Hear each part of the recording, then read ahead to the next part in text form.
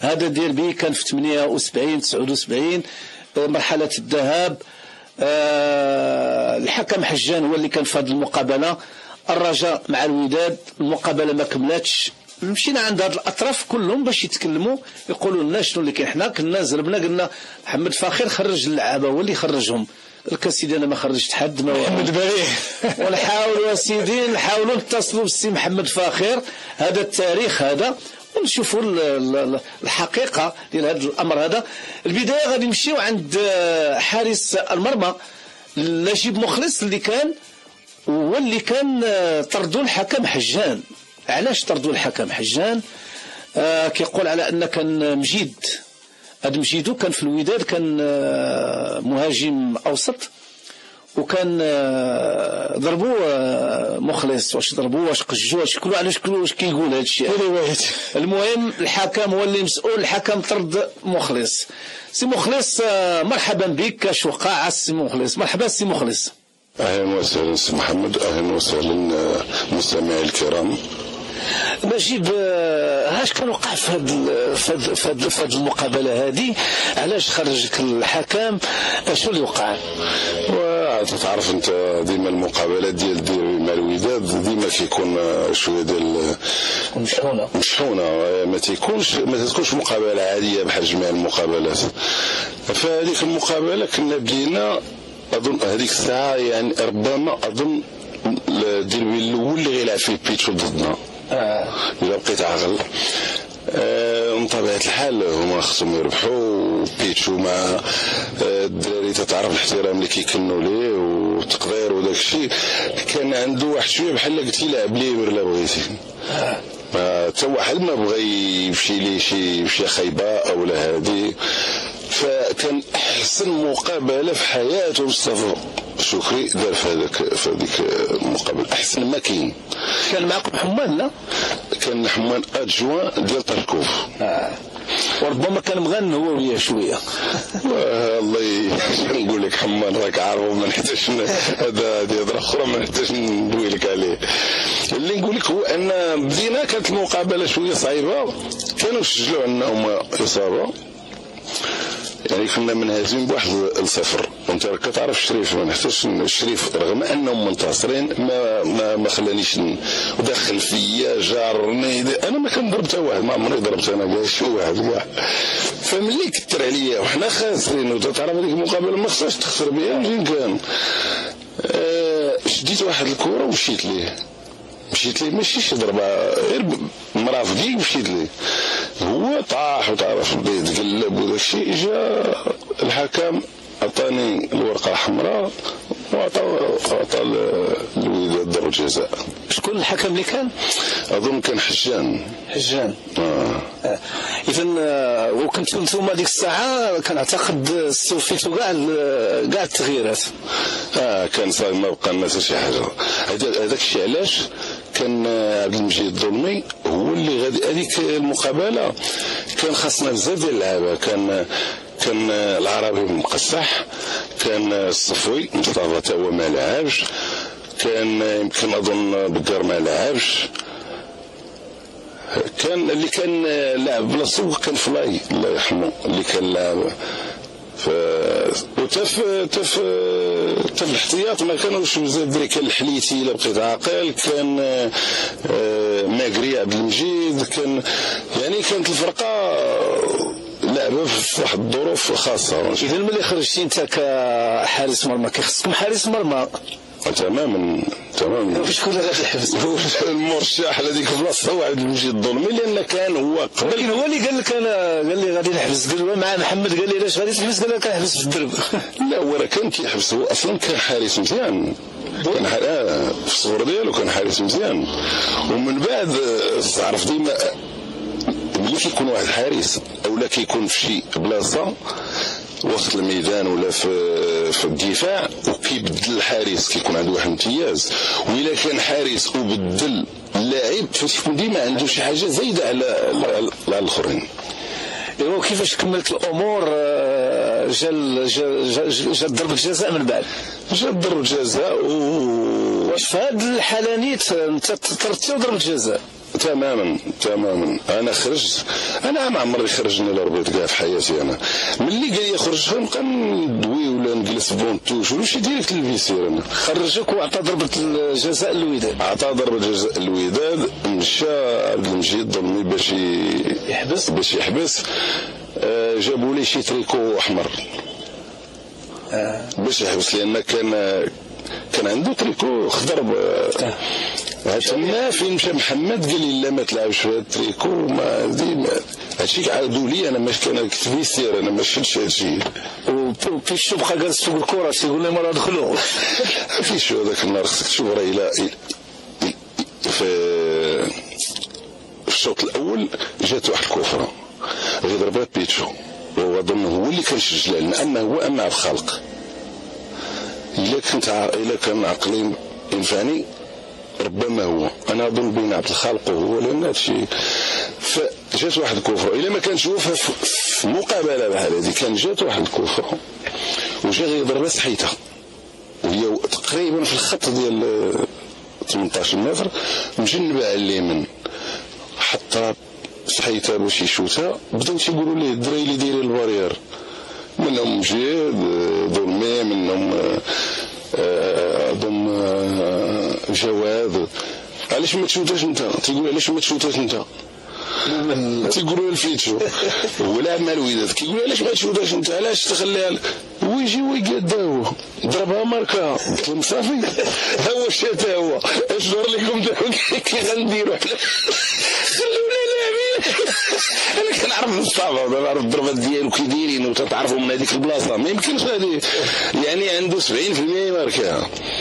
هو تيعرفني مزيان ولعبت انا وياه سنين، وحطوا لي هذيك الكره هي كما كيقولوا باللغه ديال الكره، كره معسله زعما من اللي ما ماركاهاش. راه اذا اللعابه ديال الرجاء ما عجبهمش القرارات ديال الحكم، خرجوا في حالهم.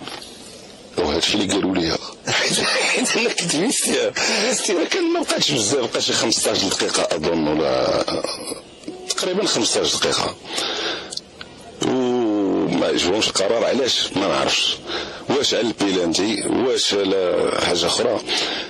المهم السبب هو هذا اللي ديال البيلانتي، هو هذا انت عطاك ورقه حمراء خرجك، ما عمرك خرجتي. لا ما عمرني خرجت، وما عمرني خسرت مع الوداد بثلاثه ولا جوج، خسرت معاهم بجوج اللي انا ربحنا ب3-2. ودائما هذاك البيت الثاني خص يكون في البيلانتي ولا شي حاجه، ما يمكنش يماركاو عليا جوج هكاك. نمشيو دابا، استمعنا الرجاء، نمشيو للوداد الطرف الاخر. نمشيو عند اللاعب عبد الخالق، الاسم ديالو الحقيقي هو صابر عبد الخالق، الحاج صابر عبد الخالق، الحاج عبد الخالق اللي جا من الطاس مشى للوداد، وكان لاعب متميز وكان من اقوى الهدافين في الدوري الوطني. عبد الخالق اقتربنا منه باش يحكي لنا ايضا على هذا الديربي شنو اللي وقع. عبد الخالق. شكرا الاخ ابو السال، وكنشكروا اذاعه الامام FM على الالتفاته. الحقيقه المقابله ديال اللي كان لاعب الديربي اللي كان لاعب في الملعب ديال الافجيكو، التاريخ ما غاديش نقدر نقولوا ماشي ما كملش، تزوج حتى في الدقائق الاخرى. كان وقع واحد لانسيدون ما بين الحارس المرمى سي مخلص ومع مجيد اللي كان كيلعب انذاك كوموندو سونتر ديال الوداد، وكان استفزوا شويه قجو ملي الاربيت شاف الحركه اللي دار مخلص، جبد له الورقه الحمراء باش الحكم صاحب الخلق. كان الحكم حجان، كان الحكم حجان هو اللي كان في هذيك المقابله. هذيك المقابله كنا حنا متصلين فيها باصابه واحده ل0. شكون اللي سجل الهدف الاول؟ الا ما خذنيش الذاكره ديالي انا اللي سجلت الاصابه ديال الانتصار، وما عمرها كانت المقابله في التعادل، لحقاش كنا متصلين بها اصابه واحده وجات هذيك ضربه الجزاء اللي اعلن عليها الحكم السي حجان الوداد، الفريق الوداد، واللي كان غادي يتكلف بالقذف ديالها هو بيسو الله يرحمه. عبد الخالق الحكم كي دابا مخلص نجيب مخلص كي يقش هذاك مجيد، الحكم خرج الورقه الحمراء كيخرج، والفريق الرجاء كان ديجا انه استنفذ ذاك الرومبلاس التغييرات ديالو، واللي خلى انه اللي خص اللعاب اللي غادي ياخذ المكان ديال مخلص اللي كان لعب ليه هو دولمي راه معروف انه راه كيحبس، ماشي ما كيحبس، راه كيحبس مزيان، ماشي رغم انه القصار ديالو داك الشيء راه كيحبس مع لو ريفلكس اللي عنده مع لا ديتونتي ديالو كيحبس. في الحال وفي القانون ديال الغارديان بيت اللي كيرومبلاسي الغارديان ديالو خصو يكون لابس البدله ديالو مغيره على الاصدقاء ديالو، هما لاعبين بالخضر خصو يلبس شي لون اخر ابيض ولا اصفر ولا. المشكل تطرح لهم حنا بغينا المقابله التالي ماشي عن حسن نيه وماشي بشي حاجه اللي قبيحه ولا شي حاجه. انا مشيت خديت البدله ديال واحد الرومبلاسون عندنا كان مريح، حيت ديك الكبوت ديال السيرفات ديالو هي كانت بيضاء ومكتوبه فيها من اللور الوداد، مع العلاقه اللي كتربطني معاه، لحقاش ظلمي راه اكثر من الاخ ديالي، لحقاش هذاك الانسان اللي كنحترمه وكان لي واحد الاحترام كبير وعزيز عليا وكيحترمني من الاسره ديالي، الشيء عندي علاقه معاه مزيان. لبس هو داك الكبوت ديال السيرفات ومشى للمرمى باش غادي يحبس، باش اللي غادي يتكلم به هو بيشو. في ديك الحاله ملي مشى للمرمى باش غادي يحبس، الجمهور اللي كان من وراء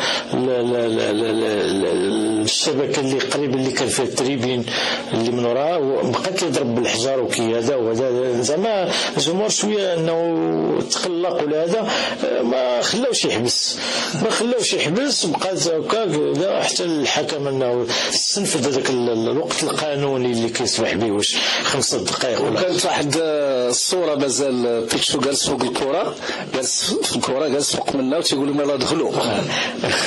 لا في انه لحقاش بيتشو مع يمكن العلاقه اللي ما بقاش عنده مع هو ما كانش مع المسؤولين ديال الرجاء البيضاوي، كان هو اللي بغى يضرب هذيك يمكن هما شافوا من ذاك الجانب انه ما قبلوش انه هو اللي غادي يقذف هذيك ضربه الجزاء ولا ذا. حنا ما تاش انتباه ديالنا هذا الشيء كامل، لقيت المقابله وخرجت في الاخر خرجت واحد الجو رياضي، ولكن خرجوا هما اللعابه ديالهم، خرجوا اللعابه ديال الرجاء، خرجوا انهم شي مسؤول اللي مخرجوا من الملعب وخرجوا ما كملوش المقابله كان ما بقاش لها بزاف تقريبا. انا ما خصنيش الذاكره ديالي ما كانت بقى لها شي 5 دقائق ولا شي حاجه، ما بقاش بزاف حتى الاخر عاد وقع هذا المشكل، ولكن ما كملاش المقابله، ما كملاش شيء وما عرفوش حنا حتى الحكم باش يحكموا عليهم ولا هذا. حنا ما وقتاش المقابله كانت عاديه، وقتاش حنا كنا كنلعبوا كنخرجوا برا كنتلاقاو، ما كاين مشكل. اللعابه ديال الرجاء والوداد كنخرجوا كنمشيو نحكوا نقصروا بعضياتنا وهذا عادي. هو العام اللي كان جا فيه بيتشو عن الوداد؟ لا هذاك العام الثاني اللي جا فيه بيتشو، لحقاش انا بيتشو فاتني بعام، مش انا ملي جيت في 77 78 هو يمكن جا في 76 77 جا عام قبل مني، وهذاك العام الثاني ديالو ملي جا ضربة الجزاء بغيت يسجلها، لحقاش هو اللي عطاني البيت اللي ماركيت عليهم، لحقاش كان ديك الساعه حبسهم مخلص وكان ظلمي، كان عندهم فريق مزيان وكان كانت علاقه مزيانه، حتى علاقه كانت عندنا مزيانه مع الدراري ديال الرجاء ناس مزيانين مأدبين بصراحه، ما كنحترموهم وكيحترمونا بصراحه. وكاين اسئله كثيره كتطرح، كاين واحد الفقرات اخرى غادي نرجعوا لها كاع داكشي ديال التاريخ بالخلق بطبيعه الحال ما كاين مشكل. شكرا لك عبد الخالق. اذا نبداو نمشيو عند السي محمد فاخر اللاعب، غنمشيو عند محمد فاخر اللاعب. انذاك محمد فاخر اللي كنعتزوا بالمسار ديالو لا كلاعب ولا كاطار وطني، كمربي وكرجل اللي اجتهد كثيرا. الان اصبح الكل كيستافد من محمد فاخر، كنستافدوا لا من ارائه ولا من يعني التجارب ديالو والبحث ديال محمد فاخر في الميدان ديال الرياضي. هذه كتبقى محطة كان محمد فاخر لاعب وسط الزملاء ديالو اللي كان كتربطوا مع بيتشو واحد العلاقة كبيرة متينة ومع أصدقائه. نعم، وهذه فيها نوع من النوستالجيا لأنه الآن تقريبا واحد 36 سنة الآن كنرجعوا للوراء وكان يعني نعيد التاريخ إلى الوراء للمستمعين الكرام باش يوقفوا على حقيقة الأمور وكذلك الأسئلة اللي كانت معلقة حول هذه الحادثة هذه. كنظن على أنه محمد فاخر كذلك السيد ليبي دلويهي غير هو أنه قال لك هو راه ما خرج حتى. وهذا الفقرة غدا إن شاء الله كنقدموها كل السبت، ولكن تعاد يوم الأحد فيها تقريبا واحد 10 أو 12 دقيقة اللي كنعودوها نزولا عند رغبة المستمعات والمستمعين ولمن فاته الاستماع. سي محمد فاخر مرحبا بك. مرحبا سي محمد، مساء الخير. سي محمد مساء الخير الأخ إبراهيم زوين والمستمعين ديال راديو MFM. سي محمد غنقول لك الله يكون في عونك على هذه المسافات كلها اللي كتقطع وانت كتشتغل مع في تأطير المنتخب الوطني الرديف، ولكن انت كتسمع معنا هاد الحكايه. رجعنا رديناك لواحد الفتره معينه لواحد الديربي. احنا ما عارفينش تنقراو دابا تنسمعوا. جبتي جوج من اعز الاصدقاء ديالي. مخلص انا كنقول عليه، قلت له مخلص انت ماشي ديال الحديث، مخلص ديال الخيال ديال البركه وديال الضحك وديال ماشي ديال الكره. خالق كان صديق يعني ما كناش كنتفاقوا، كانوا ما جوج في الوداد، واللي غالب ان مصطفى بيتشو الله يرحمه كان كيلبس ثلاث دراجات وكيقطع وكيمشي بالشورت ديالو كيتريني كيتريني معاهم كيعوم عندنا. ذاك الوقت ما كانش حاجه زاد ما بين الوداد والرجاء، والناس كانوا عائله وحده. يعني انا في هذه الساعه ما يمكنش لا تكون، يعني كتولي بحال حلم هذا ان لاعب يلعب يلبس في فيستير في جهه ويمشي يدرب مع فريق خاصو. تعرف العلاقات ما بين الوداد والرجاء فعرف سبورتيفمون ما كانوا دائما خوت، وما كناش كنتفرقوا لا انا لا عبد الخالق لا مصطفى الله يرحمه. من بعد يتسالي فكرني باش نحكي لك على عبد الخالق واحد على قضيه المقابلات. دابا في الكره دابا ولينا كنهضروا اكثر على سكيني باسبورتي على الكره على الباسيون اللي كتجمعنا، ولينا كنهضروا على كراطات، ولينا نهضروا واش كرجا ولا ما جاش، واش علاش خرجتو وفين هي الكره هنا ما كايناش. كنهضروا على حوايج مي هذا نوستالجي كتغير شويه من لي سوجي اكسترا. البروبليم اللي كان اللي وقع في هذاك المقابله هو حيت كان مخلص خرج مع رجع اشترى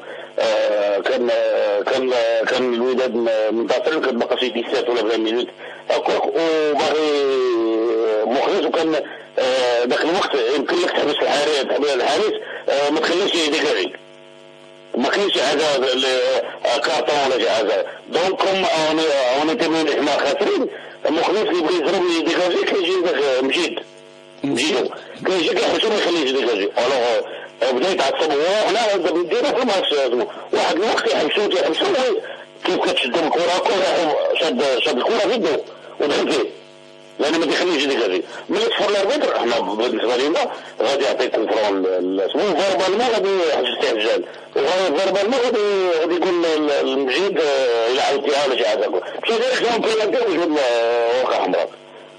وانا توني حتى الدراري ديال الوداد ما سمعت عبد الخالق قال لك لا شويه ما كاينش بتاتا شاد الكره ودخل فيه بالكره هكا الكره في يده بغاس.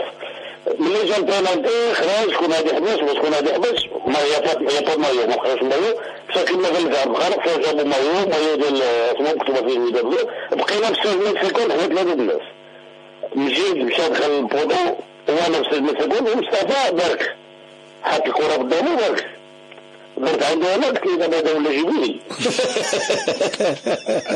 مجيد حابس قلت له ضرب بينالتي وانا واقف على قم اجيبك هاك والله انا بحافظ الله يرحمه مسكين. قلت له اجيبك انت ما تفضل خلينا من البينالتي اللي انا نضربه بالراسل. وانا نضرب مجيد قلت له لا تحسب انت شكون اللي جاب السيرفيس. قد انا واحد الوقت جمهور الولاد كلهم مكان وحزان كان عنده شي ماتش انترناسيونال هاك قال لنا في الاخر الوقت اللي بدينا نهضروا معاه قال لنا هاكا بالحق انا ما الى باقي حي الله طول اللي في العمر ديالو، قال لي هاكم بالحرف، قال لي خليوا الكره تضرب ونخلف عليكم ماتش اخر. يعني ماتش اخر غنتعداو على فرقه اخرى، وماتش ديال الديربي راه ما عمركم بحال ماتش اخر، واخا يعطيك حتى 5 3 ماتشات اخرين، ديربي حتى ديربي. الوقت اللي خرجت هذه الهضره لحقات الهضره، انا ذاك راه كان معطي بوعبد الله يرحمه ومعاش الله يرحمه ومعاش الله يذكره بخير. شوف هذا الحجم ديال المسؤولين قداش اللي كانوا ذاك الوقت، كانوا هما اللي تموا. مشات عندهم الانفورماسيون بالله ما قال لنا بالله ما نخلف عليكم خطوه اخرى، سيتادي بحال كونفيرما بلا ما كاينش البنالتي ولا كان نخلف عليكم خطوه اخرى. ديك الساعه تعطى امر من لي تريبيون باش نخرجوا. انا ما خرجت حد، انا مع الاصدقاء ديالي هضرت مع بيتشو الله يرحمه خويا، ما كناش كنتفرقوا وهضرت مع مجيد ما كنخرج، وكان بالله يا محمد الا بديت انا نخرج فريق الرجاء من ذاك الحلم فيه ظلمي وفيه عمان وفيه غاودي وفيه بنيني وفيه حمزه الله يرحمه بورزقي، وعاد بون شكون فيه شكون وعمان واسمو، وانا يحبوني ما هذاك الرجل اللي يدخل في البيت. دونك ما انا الامر جميل من التليفون اللي وصلت لهم الانفورماسيون قال حتى قال لهم خرجوا ما خرجنا. هذا هو الحقيقه ديال الامور كلها. هو القضيه ديال عبد الخالق اللي كنخرجوا كل نهار انا وياه ومصطفى ما كنتفرقوش، ناخذوا جميع الناس وجميع الا كان كيسمعني راه غادي يكون في الميكروسي. جاب لي واحد الصديق ديالي ما عرفش، جاب لي واحد الصباط من اوروبا، عندنا صباط يعني في ديال الكره ديال حذاء من 4 متر، هو ما كيلعب بالكرومبوفيس. ملي كنخرج معاه قال لي راه جاب لي واحد اسمه جاب لي كرومبو في دار مصطفى الله يرحمه، قال لي جاب لي كرومبو تترز واستخدم كثير ما نقدر نلعب بالكرومبوفيس، عطاه لي كلمه وديرني. تعرف القلقه سمح لي كيدخلوا اللعابه فين كاين هذاك فين كانوا كيديروا السكور ثم كان دابا عبد الخالق وانا في اريغوز مشيت معاه ودارت هذا صدري وكروشه.